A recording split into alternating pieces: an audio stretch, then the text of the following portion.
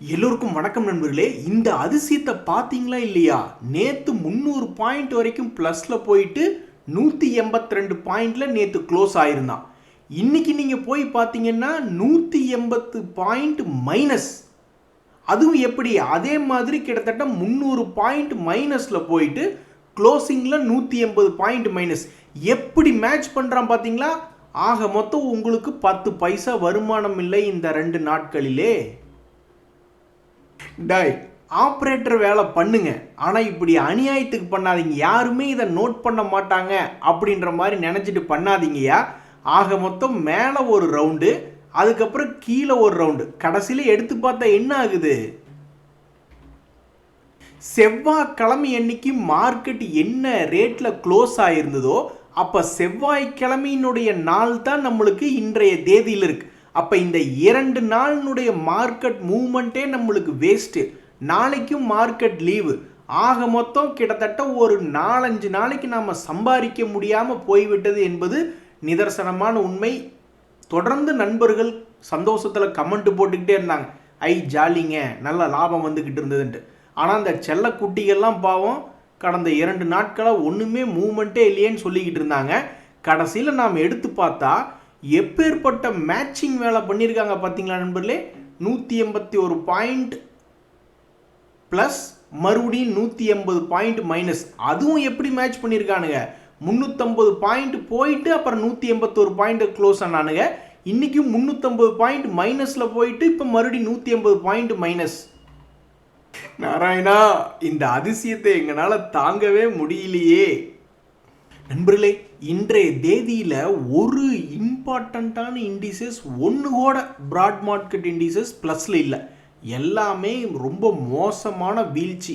வீழ்ச்சி ஒருத்தங்கூட பாசிட்டிவில் இல்லை, எல்லாமே கடுமையான வீழ்ச்சி. இப்படி இருக்கும்பொழுது அப்போ ஒரு ஷேர் கூடவா ஏறி இருக்காது அப்படின்ற மாதிரி நீங்கள் யோசிச்சுட்டு இருந்திருப்பீங்க. கிடையாது. இந்த ஒரு மோசமான மார்க்கெட்லேயும் 217 ஷேர்கள் என்பது ஏறி இருக்குது. முக்கியமான 750 கம்பெனிகளில் ஒரு 529 பேர் கும்பா. இந்த சூழ்நிலையில் அந்த 217 ஷேர் யார் வச்சுருக்காங்களோ அவங்களுக்கு உண்மையிலேயே இன்றைக்கி மனசுக்கு ரொம்ப மகிழ்ச்சியாக இருக்கும். அதுலேயும் இந்த எம்டார்டெக் ஷேர் வச்சுருக்கிறவங்களுக்கெல்லாம் ரொம்பவுமே ஓவர் இனிப்பில் போய்கிட்டு இருக்கு. இன்றைக்கி 18% ப்ளஸ். இதெல்லாம் என்னங்க, எப்படிங்க இது நியாயம்? நம்மகிட்ட 4000-5000 ஷேர் இருக்குது மார்க்கெட்டில். அதில் எவன் ஒருத்தன் இப்படி எக்கு தப்பாக ஏறிக்கிட்டே இருப்பான்னு நம்ம எப்படி கண்டுபிடிக்கிறது? இருக்கிறதுலே டிஃபென்ஸ் செக்டரில் வந்து இந்த ஹெச்ஏஎல் பிஎல்லாம் தூங்கிக்கிட்டு இருக்கு. இந்த எம்டார் டெக்னாலஜிஸ் என்னடான்னா அவன் உச்சிக்கு மேலே உச்சி போய்கிட்டு இருக்கான். இந்த 2026 நியூ இயர் கொண்டாடுறதுக்கு நம்ம பாட்டுக்கு கோவா போயிருந்துருப்போம், பட்டாயா அக்கிட்டாயான்னு எங்கேயாவது போயிருந்துருப்போம். அப்போ ஃப்ளைட் டிக்கெட்டே உங்களுக்கு ஒரு 5000 ரூபா அப்படின்ற ரேஞ்சில் வந்துருக்கும். ஆனால் இது 2500 ரூபாய்க்கு தான் இந்த பங்கு ஜனவரி சமயத்தில் ட்ரேட் ஆகிட்டு இருந்தது. இப்போ பார்த்தா 6500 ரூபா.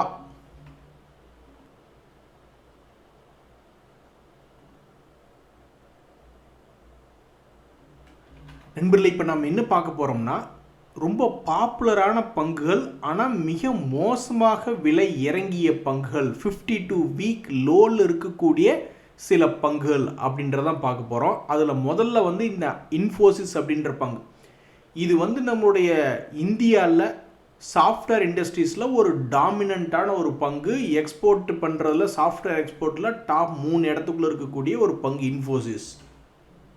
கெட்ட நேரம்னு ஒன்று வந்துட்டா அது எப்படி இருந்தாலும் நம்மளை கல்லடி வாங்க வைக்க முடியாது அப்படின்ற மாதிரி இந்த இன்ஃபோசிஸ் மிகப்பெரிய ஒரு பங்கு. சமீபத்தில் எவ்வளவு முறை இறக்கம் வந்தாலும் திரும்பி ஏறக்கூடிய ஒரு வல்லமை அப்படின்றது இந்த தடவை இருந்தது.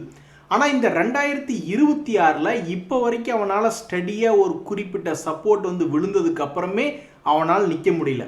இப்போ தான் 52 வீக் லோவில் வந்து விழுந்த பிறகு 2 நாட்கள் ஒரு கிரீன் கேண்டில் அப்படின்றது போட்டிருக்கான்.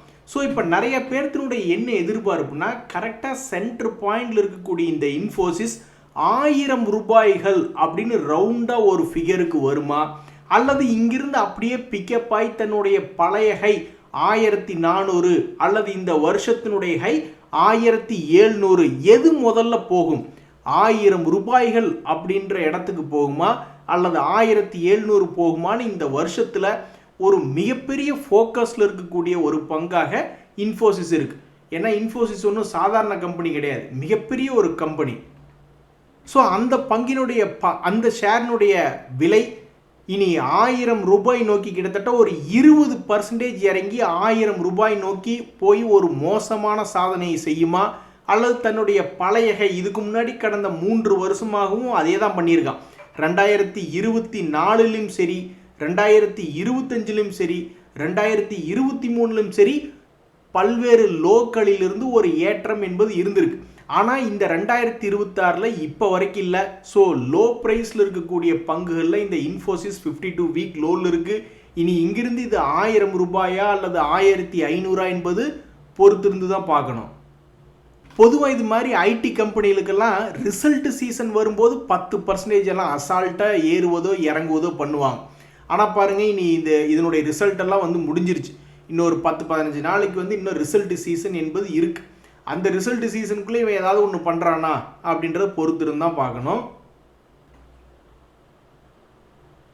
அடுத்து நம்ம பார்க்கக்கூடிய இந்த கேஃபின் டெக்னாலஜிஸ் அப்படின்ற பங்கு இப்படி இறங்குவான்னு சத்தியமாக யாருமே எதிர்பார்த்துருக்கவே மாட்டாங்க.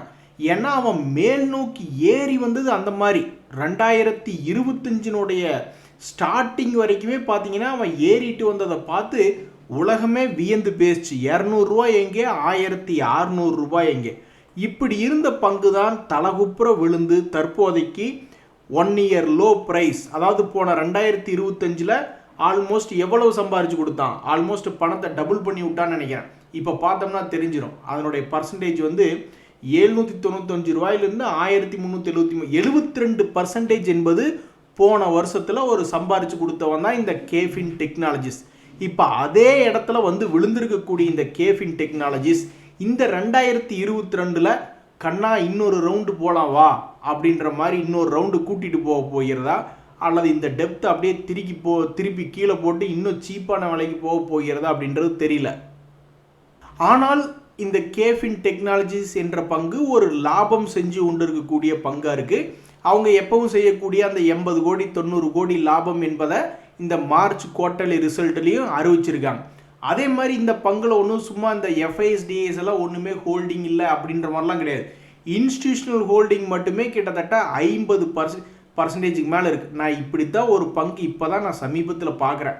எல்லாரும் ஆளுக்கு கொஞ்சம் வச்சுக்குவோம், இந்த நீ கொஞ்சம் நான் கொஞ்சம் நீயும் கொஞ்சம் நானும் கொஞ்சம் அப்படின்ற மாதிரி ப்ரொமோட்டர் எஃப்ஐஎஸ்டிஐஸ் என் வாழ்க்கையிலே பார்த்தா ஒரு பங்கை வந்து இப்படி எல்லாரும் ஆல்மோஸ்ட் ஈக்குவலாக 25% வச்சுருந்து பார்க்குறேன். ஸோ இந்த கேஃபின் டெக்னாலஜி அப்படின்ற பங்கில் எல்லாருமே தான் ஹோல்டு பண்ணிக்கிட்டு இருக்காங்க. இப்படி இருக்கக்கூடிய நேரத்தில் மிகவும் அற்புதமாக கடந்த வருடங்களில் சம்பாரித்து கொடுத்த பங்கு 200 ரூபாயிலிருந்து 1500 1600 வரைக்கும் போன பங்கு தற்போது 1 இயர் லோ அப்படின்றது இருக்குது. இந்த 1 இயர் லோலிருந்து மறுபடியும் சம்பாரித்து கொடுக்குறானா இல்லையா அப்படின்றது பொறுத்திருந்து பார்த்தா தான் தெரிய வரும். வர கடை நடத்துகிறதே ரொம்ப கஷ்டமாக இருக்குது அப்படின்ற மாதிரி நாளைக்கும் ட்ரை டே. அதாவது இதில் பார்த்தீங்கன்னா நண்பர்களே, யுனைடெட் ப்ரூவரிஸ் லிமிடெட் அப்படின்ற ஒரு பங்கு, அதுவும் மிக அற்புதமாக சம்பாரித்து கொடுத்து கொண்டு இருந்த பங்கு தான். கோவிட்டுக்கு அப்புறம் பார்த்தீங்கன்னா 600 ரூபாய்கள்லேருந்து இவனுக்கெல்லாம் இறக்கமே இல்லை அப்படின்ற மாதிரி 2200 வரைக்கும் ஓடிட்டு இருந்தது யுனைடெட் ப்ரூவரிஸ். அதுக்கப்புறம் தான் பல்வேறு விஷயங்கள் வருதே. நம்ம இங்கிலாண்டோட ஒரு ஃப்ரீ ட்ரேட் அக்ரிமெண்ட் போட்டிருக்கோம், அப்புறம் யூரோப்பியனோடையெல்லாம் போட்டிருக்கும்போது இந்த இண்டஸ்ட்ரீஸ்க்கு அது பாதிப்பு அப்படின்ற மாதிரி தான் சொல்கிறாங்க. அதுக்கப்புறம் பார்த்தீங்கன்னா இந்த பங்கினுடைய விலையும் 2200லேருந்து ஒரே சரிவை நோக்கியே போய்கிட்டு இருக்குது. 2025 சம்பாரித்து கொடுக்காத ஒரு பங்காக இந்த யுனைடெட் ப்ரூவரிஸ் என்பது 2025 இறங்கு முகமாகவே இருந்து இந்த 2026 தான், அதுலேயும் குறிப்பாக பிப்ரவரி மாதம் முடிஞ்ச பின்பே ஒரு கிட்டத்தட்ட ஒரு 25% என்பது சம்பாரித்து கொடுத்தது. இப்போ மறுபடியும் அதே இடத்துல திரும்பி வந்து 1 இயர் லோவில் வந்து விழுந்திருக்கான். இனி மறுபடியும் தன்னுடைய விலையை மேல் நோக்கி நகர்த்த போகிறதா இல்லை கீழே போகுதா என்பது பொறுத்திருந்து பார்க்கணும். ஆக மொத்தம் 52 வீக் லோவில் வந்து விழுந்திருக்கக்கூடிய ஃபேமஸான பங்குகளில் இந்த யுனைடெட் ப்ரூவரிஸ் அப்படின்றது ஒன்று. கடைசியாக இந்த ஐசிஐசிஐ ப்ரூடென்ஷியல் லைஃப் இன்சூரன்ஸ் அப்படின்ற பங்கு 2025 நல்லா சம்பாரித்து கொடுத்த ஆள் தான். இவனை மோசம்லாம் சொல்ல முடியாது. 2025 இது ஆல்மோஸ்ட் 28% சம்பாரிச்சு கொடுத்துருச்சு. அதுக்கப்புறம் இந்த பங்கு என்பது இறங்கவே இல்லை, ஒரு மாதிரி மேலேயே தான் ஆடிக்கிட்டே இருந்தான். அதுக்கப்புறம் இப்போத்தான் தன்னுடைய பழைய வீழ்ச்சி அப்படின்ற இடத்துல வந்து விழுந்திருக்கக்கூடிய ஒரு பங்காக இந்த ஐசிசி ப்ரூடென்ஷியல் லைஃப் இன்சூரன்ஸ் அப்படின்ற பங்கு இருக்குது. இனி இங்கிருந்து லாபம் எடுத்து மேல் நோக்கி போகுமா அல்லது தொடர்ந்து கீழே வருமா அப்படின்றது பொறுத்து இருந்தால் பார்க்கணும். இந்த பங்கினுடைய கடந்த கால வரலாறு என்ன சொல்லுதுன்னா, விழுவதும் எழுவதும் விழுவதும் எழுவதுமாக மிகப்பெரிய ஒரு வெட்டுக்கிளியாகவே தான் தன்னுடைய வாழ்க்கையை கடத்தியிருக்கான். இப்படி இருக்கக்கூடிய நேரத்தில் இந்த பங்கு தன்னுடைய பழைய ரேட் வர மாதிரி இருந்தால் கிட்டத்தட்ட 25%, 35% ஏறி வரணும். அப்படி இல்லை, நான் வந்து 2023 லோக்கே நான் போய் உட்காந்துக்கிறேன் அப்படின்னா போகும்போது என்ன ஆகும், கிட்டத்தட்ட ஒரு 20-30% இறங்கினா தான் அங்கே போக முடியும். இந்த நேரத்தில் இந்த ஐசிசி ப்ரூடென்ஷியல் லைஃப் இன்சூரன்ஸ் அப்படின்ற பங்கு ஒன்றும் லாஸ் மேக்கிங் கம்பெனி கிடையாது. அது வந்து தற்போது வரைக்கும் அது ஒரு ப்ராஃபிட் மேக்கிங்காக இந்த குவார்ட்டர்லி ரிசல்ட்டில் 624 கோடி லாபம் அப்படின்ற மாதிரி தான் ரிப்போர்ட் பண்ணியிருக்காங்க. என்ன எஃப்ஐஎஸ் வந்து தங்களுடைய ஹோல்டிங் பர்சன்டேஜை கொஞ்சம் குறைச்சிருக்காங்க. அவங்க வித்தாத்தான் அப்புறம் நம்மளுக்கு வாங்குறதாச்சு டிஐஸ், அவங்க வந்து 11.05 தன்னுடைய ஹோல்டிங் பர்சன்டேஜை உயர்த்தியிருக்காங்க. இத்தனை ஏற்ற இறக்கத்தில் அடிபட்டது யாருன்னா இந்த எஃப்ஐஎஸும் டிஐஸ் தான். ஏன்னா ப்ரொமோட்டர்ஸும் பெருசாக விற்று வாங்க மாட்டாங்க. அதே மாதிரி பப்ளிக்கும் வெறும் 5% தான் ஹோல்டு பண்ணிக்கிட்டு இருக்காங்க. அப்போ இந்த ஐசிசி ப்ரூடென்ஷியலினுடைய மொத்த ஏற்ற இறக்கங்கள்லாம் வந்து யார் அனுபவிச்சிருப்பா, கரெக்டான ரேட்டை சூஸ் பண்ணி லோ ரேட்டில் வாங்கி ஹை ரேட்டில் விற்று, ஹை ரேட்டில் மறுபடியும் எக்ஸ்ட்ரா விற்று மறுபடியும் லோ ரேட்டில் வாங்கி, இப்படி இந்த ஏற்ற இறக்கங்கள்லாம் அதிகமாக சம்பாதிச்சது இவங்க 2 பேர் மட்டும்தான். டிஐஸ் எஃப்ஐஎஸ்னுடைய ட்ரேடிங் மட்டும்தான். அதில் யார் சம்பாதிச்சாங்கிறது நம்மளுக்கு அந்தளவுக்கு நம்மளுக்கு விவரம் தெரிய வராது மார்க்கெட்டில். பட் நம்மளுக்கு என்ன தெரிஞ்சிருக்குன்னா, ப்ரொமோட்டரும் வாங்கி விற்க மாட்டாங்க. அதே மாதிரி ரீட்டைல் பப்ளிக்னுடைய ஹோல்டிங் பர்சன்டேஜும் ஒன்றுமே இல்லை, வெறும் 5% தான் இருக்குது. மீதி இருக்கக்கூடிய ட்ரேடிங் பண்ணிட்டு இருக்கக்கூடிய பர்சன்டேஜில் எஃப்ஐஎஸ் டிஐஸ் தான் மாற்றி மாற்றி விற்று வாங்கிக்கிட்டு இருக்காங்க. இதில் எஃப்ஐஎஸ் ஜெயிச்சாங்களா டிஐஎஸ் ஜெயிச்சாங்களான்னு தெரில. பட் தற்போதைக்கு இந்த பங்கு ஐசிசி ப்ரூடென்ஷியல் என்பது ஒரு வருஷம் லோவில் வந்து விழுந்திருக்கு. சரி நண்பர்களே, இந்த 4 பங்குகள் 52 வீக் லோவில் வந்து விழுந்த ஃபேமஸான பங்குகள் அப்படின்ற ஒரு டாப்பிக்கில் இருக்கக்கூடிய செய்தி.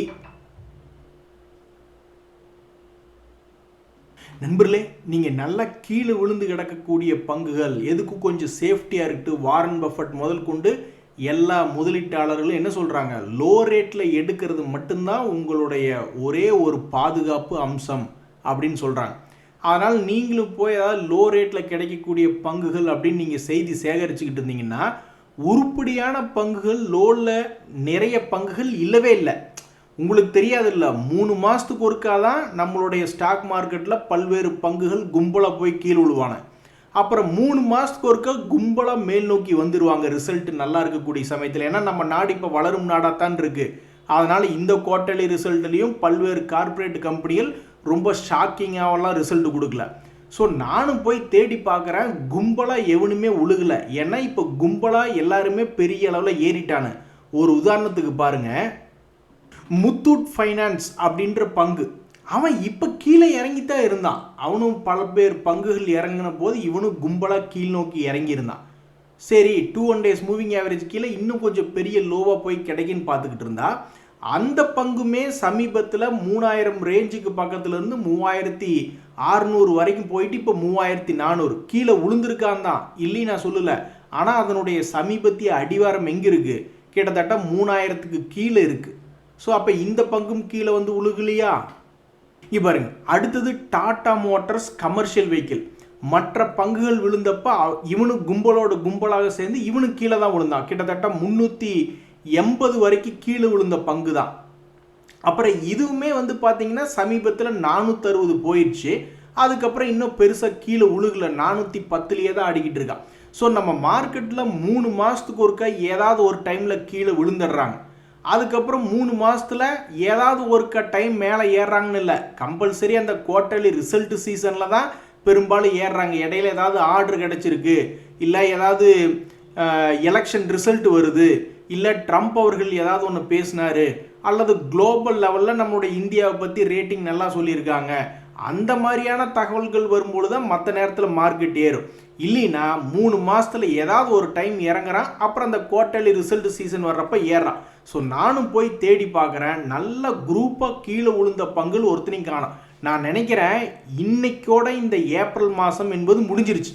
அடுத்த மாதத்துலேயும் ஒரு 15-20 நாளைக்கு வந்து ரிசல்ட் சீசன் இருக்குது. அப்போ அடுத்த மாதம் கடைசியில் பிடிச்சி கும்பலாக இறக்கி விடுவானுங்களோ என்னன்றது தெரில. இங்கே பாருங்கள், கடைசியாக இன்னொரு பங்கு உதாரணத்துக்கு பார்த்துட்டு போயிடலாம். ஆக்சிஸ் பேங்க், அவனு கும்பலாக கீழே விழுந்தான். அப்புறம் ஏப்ரல் மாதத்தினுடைய தொடக்கத்தில் ரிசல்ட் சீசனில் ஆல்மோஸ்ட் ஒரு 15-20% ஏற்றி விட்டுட்டு இப்போ கொஞ்சம் இறங்கியிருக்காங்க. இறங்கினது இன்னும் கொஞ்சம் அடிவாரத்துக்கு கொண்டு வந்து வச்சுருந்தா கூட நம்ம 1 மந்த் லோவில் விழுந்த பங்குகள், 6 மந்த் லோவில் விழுந்த பங்குகள், 1 இயர் லோவில் வந்து விழுந்த பங்குகள்ன்ற ஏதாவது ஒரு செய்தியில் கவர் பண்ணலாம். இவனு எல்லாருமே பாவம் பாதி சென்டர் பாயிண்டில் வந்து நின்றுக்கிட்டு இருக்கானு. ஸோ ஸ்டாக் மார்க்கெட்டில் ஸ்டாக்குகளை சேகரிக்கிறதுக்கும் நம்ம வெயிட் பண்ணி தான் ஆகணும். அதே மாதிரி ரொம்ப நாள் பொறுத்திருந்து லாபம் வந்த பிறகு பொறுமையாக இருந்து லாபத்தை புக் பண்ணணும் அப்படின்றது நம்மளுக்கு வேறு வழியே இல்லை. ஸோ தற்போதைக்கு பல்வேறு நபர்கள் 200 days மூவிங் ஆவரேஜுக்கு கீழே மிக அழகாக அக்குமுலேட் பண்ணி அதை கொண்டே மேலே விற்றுக்கிட்டு இப்போ கம்முன்னு தான் இருந்துக்கிட்டு இருப்பாங்க. ஏன்னா நடுவில் ட்ராவல் ஆகிட்டு இருக்கு பல்வேறு பங்குகள். ஸோ நம்மளை பொறுத்த வரைக்கும் 3 மாதங்கள் இதில் ஏதாவது ஒரு டைம் கும்பலாக கீழே இறங்கிடுவானுங்க. அப்புறம் ரிசல்ட் சீசனை காரணமாக காமிச்சு முக்கியமான பங்குகளை மேலே ஏற்றி விட்டுருவாங்க. ஸோ இப்போ நம்ம 2 இடத்துலையுமே இல்லை, பல்வேறு பங்குகள் உச்சத்துக்கு வந்துடுச்சு, பல்வேறு பங்குகள் இன்னும் கீழே விழுகலை. ஸோ உச்சத்துக்கு வந்ததும் வந்துட்டான், ஆனால் கீழே இன்னும் விழுகலை. அப்போ இனி இந்த ஒரு 1.5 மாதத்துக்கு கையை கட்டி உட்கார்ந்துருக்கிறதான் வேலையா அப்படின்னு கேட்டால் என்னை பொறுத்த வரைக்கும் ஆமாம் அப்படி தான் இருக்குது நிலைமை அப்படின்ற மாதிரி தான் நான் சொல்லுவேன். இது நான் சொல்கிறது வந்து பெரும்பாலும் 52 week low, 1 month low, 6 month low வந்த பங்குகளை தேடக்கூடிய ட்ரேடர்களுக்கு. சரிங்க நண்பர்களே, இந்த உலக அதிசயத்தை நம்ம போய் தஞ்சாவூர் கல்வெட்டில் எழுதி வச்சாலும் அது தப்பு கிடையாது. ஏன்னா கரெக்டாக நேற்று 181 பாயிண்ட் ஏறி இருக்குது, இன்றைக்கி 180 பாயிண்ட் இறங்கியிருக்கு. இது வந்து உலக அதிசயமாக தான் பார்க்கப்படுகிறது. இன்றைய தகவல் அனைத்து உங்களுக்கு உதவியாக இருந்தால் எனக்கு மகிழ்ச்சி தான். ரொம்ப நன்றி, வணக்கம்.